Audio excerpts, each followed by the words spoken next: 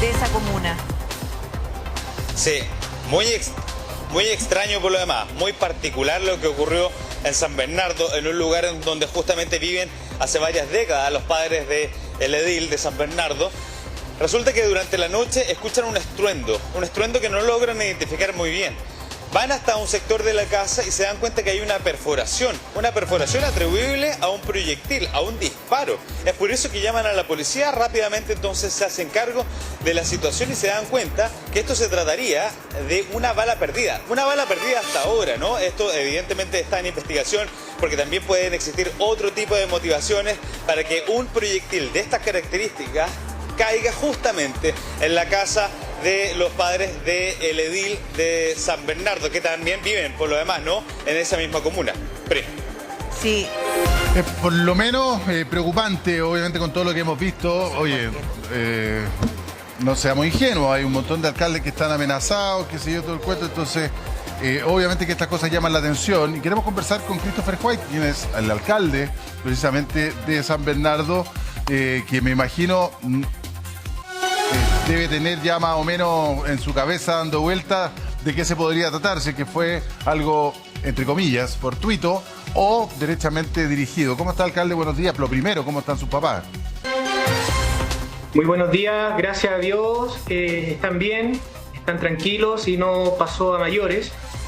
Sin embargo, el proyectil que cayó lo hizo a 2 metros donde ellos duermen.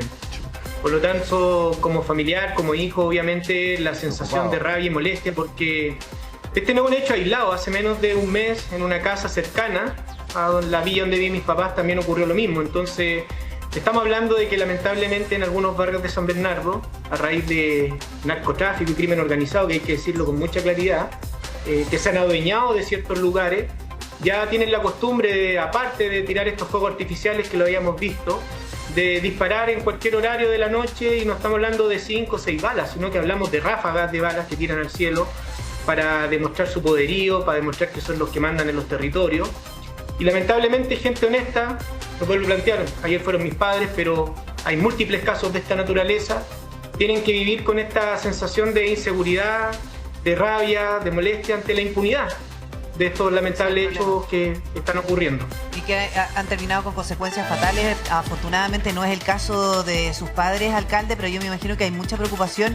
Y preguntarle si es que antes de que ellos encontraran esto, escucharon disparos en las inmediaciones. La verdad que el relato que hace mi padre es que estaban acostados, estaban conversando mis padres, y a eso a las 11:30 de la noche sienten como que hubiera caído una piedra, la verdad. Y salió mi padre a mirar afuera, no había nada, y por cosa de la vida empezó a recorrer la casa para ver si había algo y llegó al baño, que está al lado de su pieza, y ahí estaba el techo destruido. Es impresionante, la verdad, porque se destruyó el techo, pero también el cubrecielo. Mira. Y el casquillo de la bala, que no era una bala menor, era una bala importante. Eso le iba a decir, entonces, no tiene que haber sido una bala menor si generó tanto destrozo, digamos, no es que quedó un orificio en el techo, digamos. Así es, entonces lo que ellos dicen que sintieron un piedrazo, una sensación de una piedra grande que había caído en el techo. Ese fue el sonido que escucharon. Cuando se levantaron a ver, digamos, se encontraron con esta lamentable sorpresa. Y ¿sabes qué? La verdad es rabia e impotencia, porque hace varios meses que desde nuestra comuna hemos levantado el discurso de tener una mayor presencia a propósito de distintas situaciones, como un menor de 3 años que había sido herido. Favorablemente el niño se salvó, pero quedó con secuelas para toda su vida. Hace 2 días atrás, un niño de 14 años que fue asesinado a pocas cuadras del centro de nuestra comuna, 14 años de vida.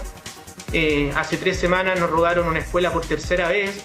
Entonces son una serie de situaciones que están ocurriendo, y lamentablemente la policía, Carabineros en este caso, está completamente sobrepasado. A pesar de los esfuerzos que se están haciendo, no dan abasto. Y lo que más me duele es que lamentablemente esto pasa en barrios como lo que usted está viendo en la imagen. Gente de trabajo, gente de esfuerzo, que sale de su casa a 5:30, 6 de la mañana, de noche, y que vuelve de noche, y que llegan a su casa a encerrarse, que sale en la mañana muy asustada. Imagínense los niños que van al colegio. Entonces estamos hablando de gente honesta, gente de trabajo, gente de esfuerzo, que vive estas situaciones.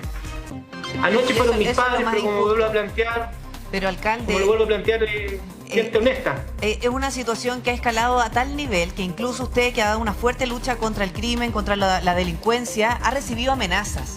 Entonces yo me imagino que también a raíz de lo que ocurrió anoche con sus padres, lo primero es dilucidar si esto no tiene que ver con las amenazas que ha recibido, pues, alcalde.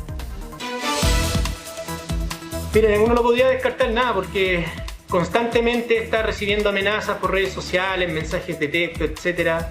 Uno pareciera ser que se acostumbra a este tipo de cosas porque entiende que el rol del alcalde, que no tendría que ser el de una especie de sheriff, porque no tiene ni las competencias ni las condiciones, pero ¿qué hace usted cuando lo llaman a las 2 de la mañana unos vecinos desesperados porque no pueden dormir porque tienen una fiesta clandestina con fuegos artificiales y con disparos?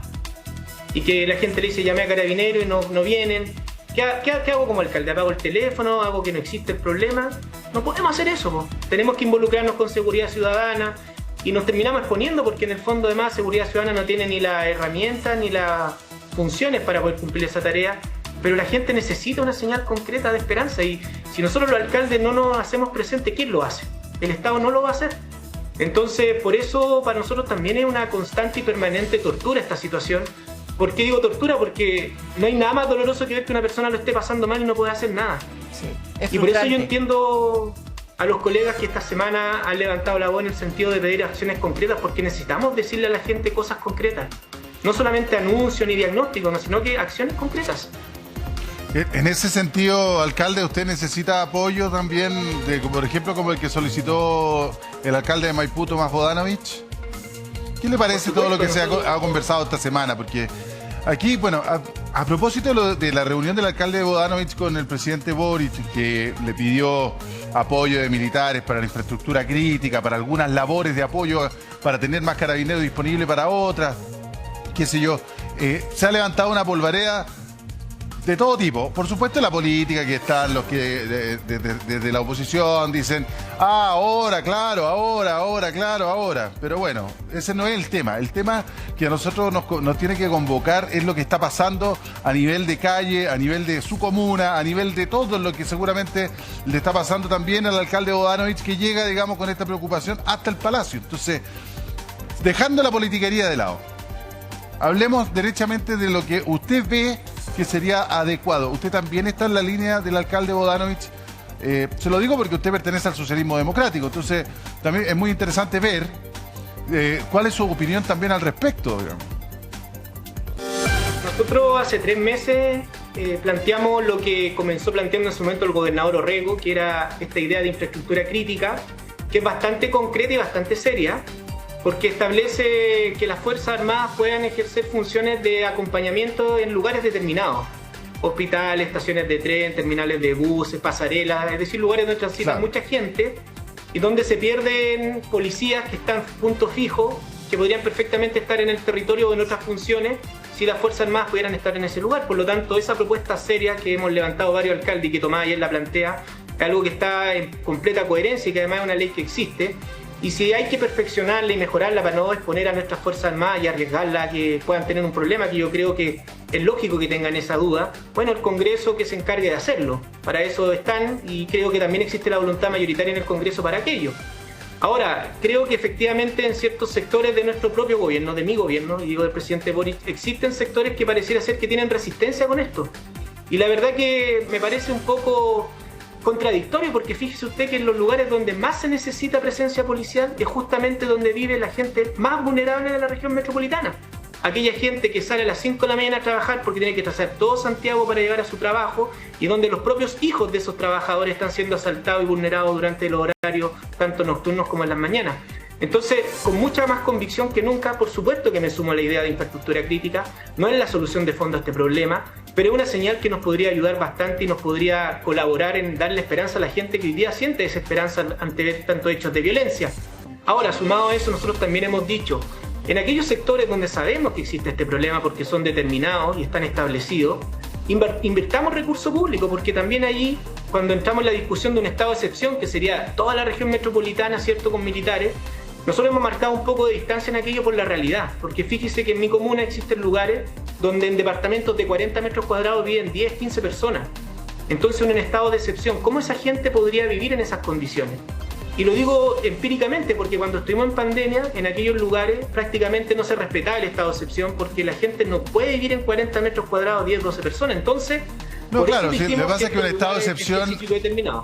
un estado de excepción no significa automáticamente, digamos, toque de queda. Pero sí es entregar el mando a los militares en una región, digamos, a las Fuerzas Armadas en alguna región completa, digamos. Es como que por eso la ley de infraestructura crítica lo que busca es la participación acotada a eso, infraestructura crítica, no el mando, digamos. Pero, Así es. alcalde, yo le quería preguntar lo siguiente. Hay muchos alcaldes que precisamente por llevar esta voz campante sin la chapa de sheriff, porque no la pueden tener, porque la ley no se los permite, sí se han granjeado muchas enemistades con grupos organizados de narcotraficantes o crimen organizado. Y muchos han sido amenazados. ¿Cuál es su realidad al respecto? Nosotros dimos una pelea súper fuerte con el comercio ambulante y todavía la seguimos dando. Y la verdad que en algún momento fueron a mi propia casa a amenazarme de que si seguía en esto iba a pagar las consecuencias yo y mi familia. Seguimos con mucha convicción, Carabineros, las policías nos ayudaron y logramos desalojar una práctica que ocurría aquí en San Bernardo durante una década, la última década, donde se tomaban la plaza de armas durante el mes de noviembre, diciembre, cerca de 500 personas.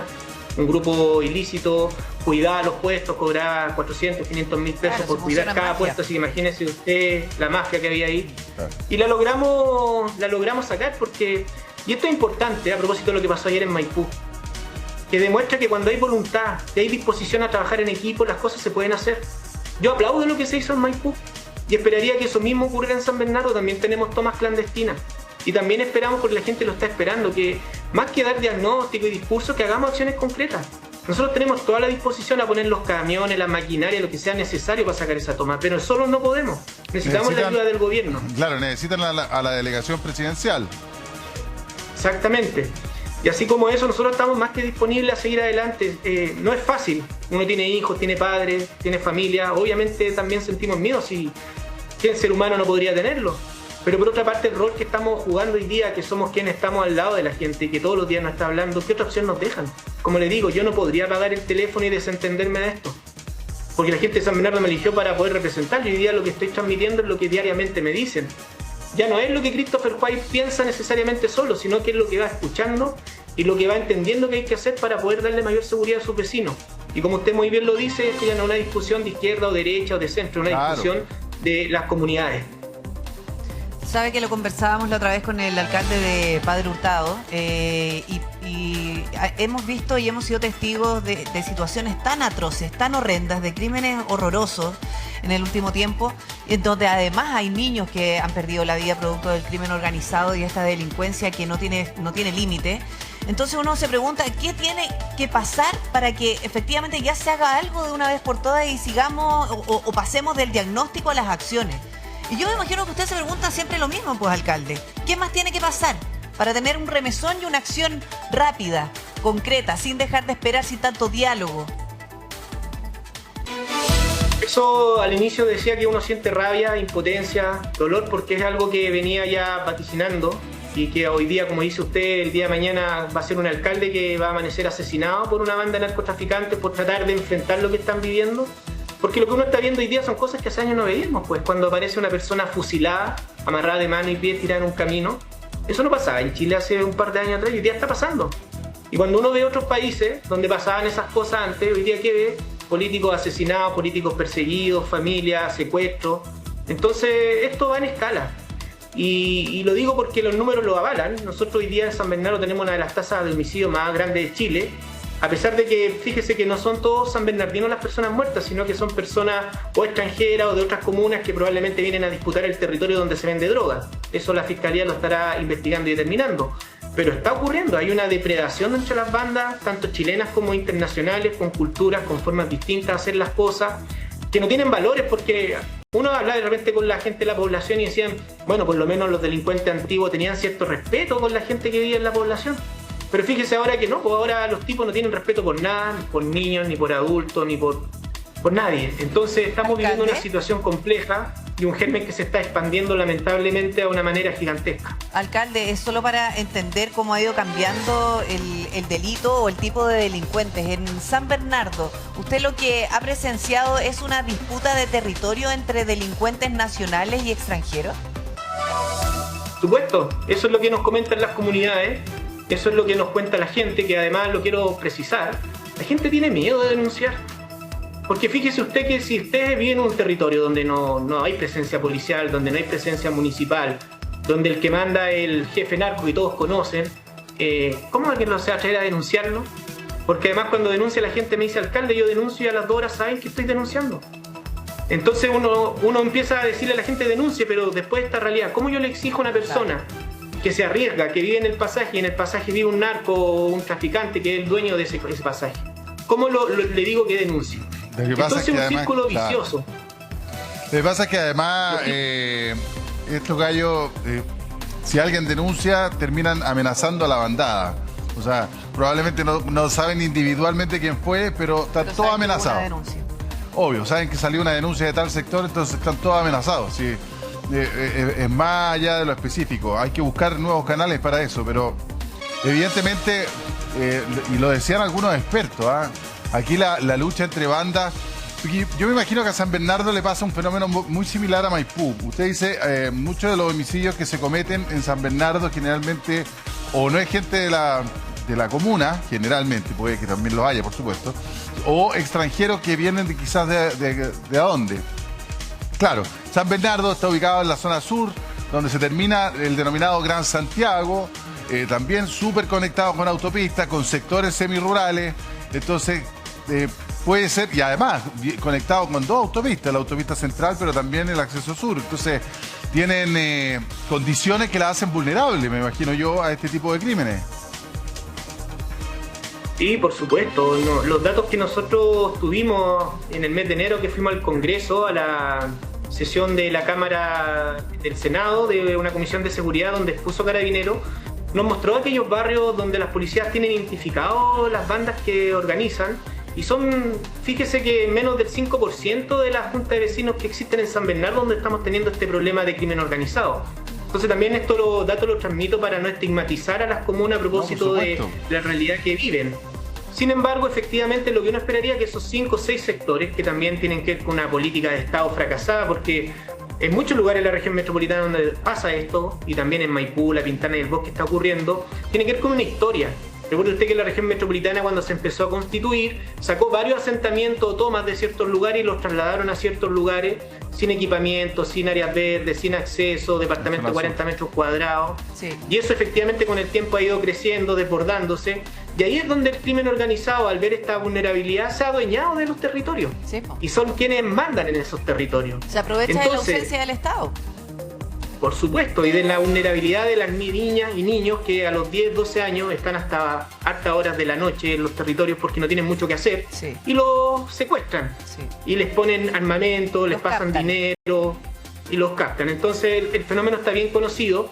Entonces no es solamente ir contra la cabeza del crimen organizado que es necesario, sino también cómo esa deuda legítima de emparejar la cancha podemos asociarla con invertir recursos públicos, como alguna vez se hizo en Puente Alto, cuando se empezaron a desarmar estos departamentos y a esas personas se les integró en otro lugar para darles mejores condiciones de vida y poder ir de alguna manera desarmando estos problemas que hoy día existen. Claro, o sea, entonces ahí también se requiere una política robusta. La excusa histórica fue que hace algunos años, varios años, un par de décadas atrás, la urgencia habitacional generó estas construcciones express que generaron guetos de pobreza. Recordemos las casas Copeva o algunos blogs bien emblemáticos también, para no decir tan lugares para no estigmatizar, pero que hubo que corregir después y hubo que mejorar la política habitacional.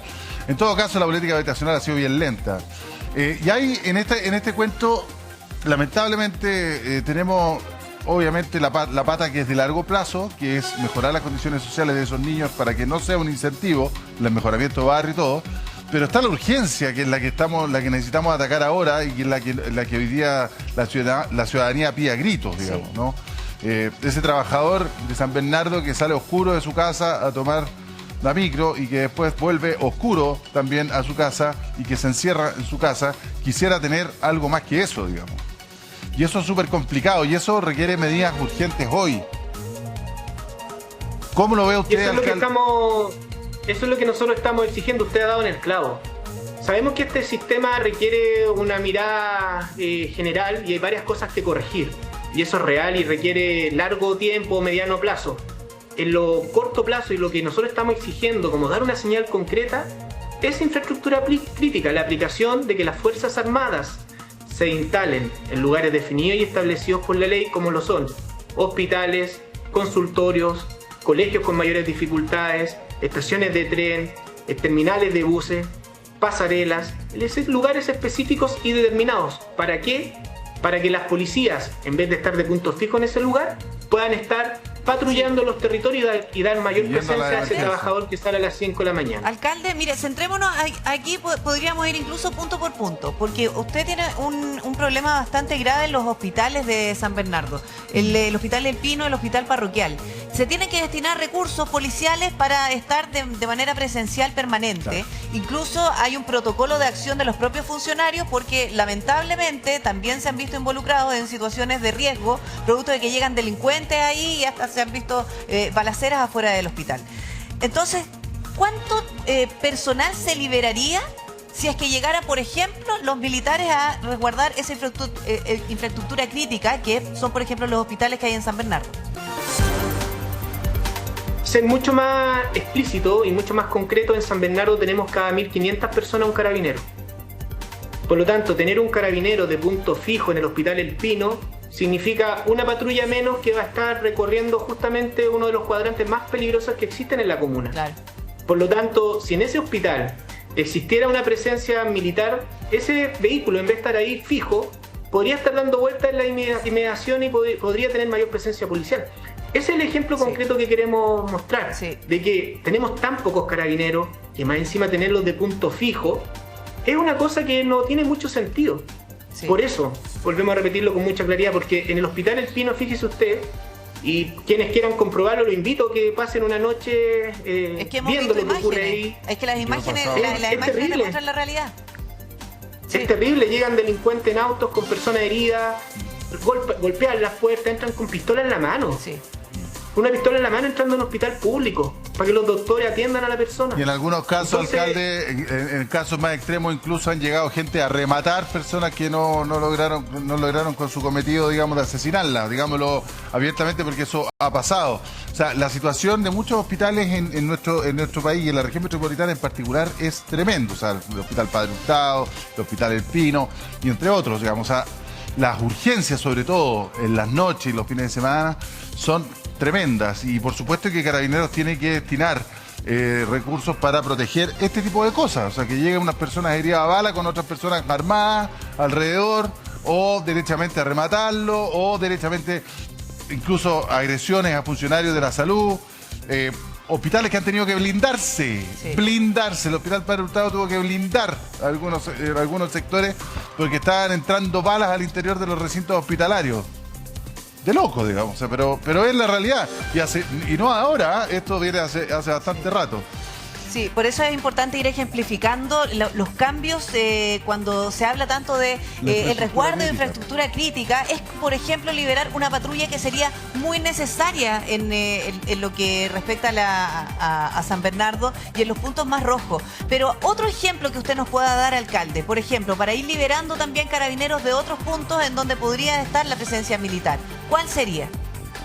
La estación del metro, por ejemplo, la estación de metro El Pino, que también tenemos que tener o un móvil de carabinero o un móvil de seguridad ciudadana para que no se coloque el comercio ambulante y para que no asalten a la gente, a los niños que llegan en la mañana, tanto en la noche o como en la misma noche que salen del colegio y llegan a sus casas, que sean asaltados. Entonces ahí tiene un segundo punto. ¿Tiene estación de tren usted también?